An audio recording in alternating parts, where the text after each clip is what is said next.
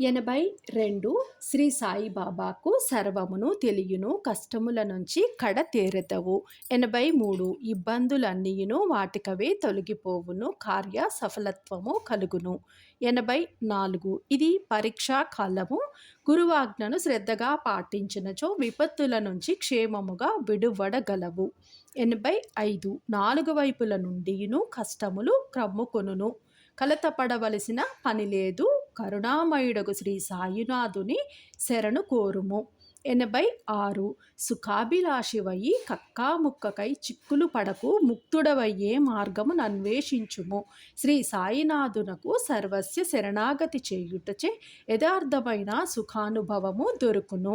87 శ్రీ సాయిపై విశ్వాసముంచినచో కష్టముల నుంచి కడతేరగలవు. అకాల మృత్యువు తొలగిపోగలదు. 88 గడ్డు కాలము. శ్రీ సాయినాథుని శరణుజొచ్చినచో సర్వకార్యములను చక్కబడును. తాహతకు సరిపడు పనుల్నే చేయుము. ఇతరులను పరీక్షించకము, తద్వారా చికాకుల పాలయ్యదవు.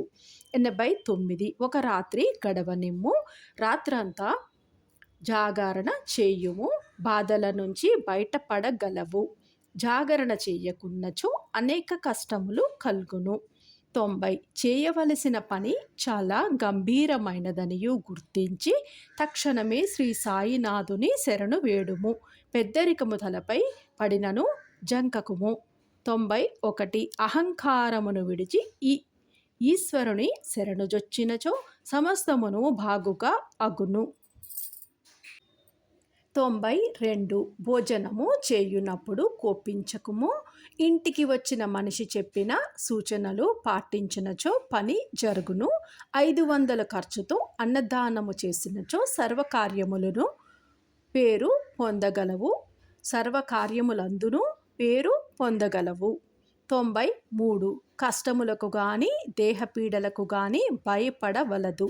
శివాలయమునకు వెళ్ళి ఆ స్వామిని సేవించుట వలన విశ్రాంతి కలుగును.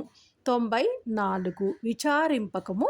రవ్వంత శాసనోల్లంఘనము చేసినను శ్రీ సాయి యొక్క అండదండలున్నవి. పనియందు సఫలత కలుగును. 95 పరీక్షా కాలము. గురువాజ్ఞలు పాటించుము. శ్రీ సాయినాథుని విశ్వసించి సేవించినచో దుఃఖములు దూరమగును. 96 ఏది ప్రాప్తమో దానినే చేయుము. దానితోడనే సంతృప్తిని పొందుము. భగవంతుని అండదండలున్నవి.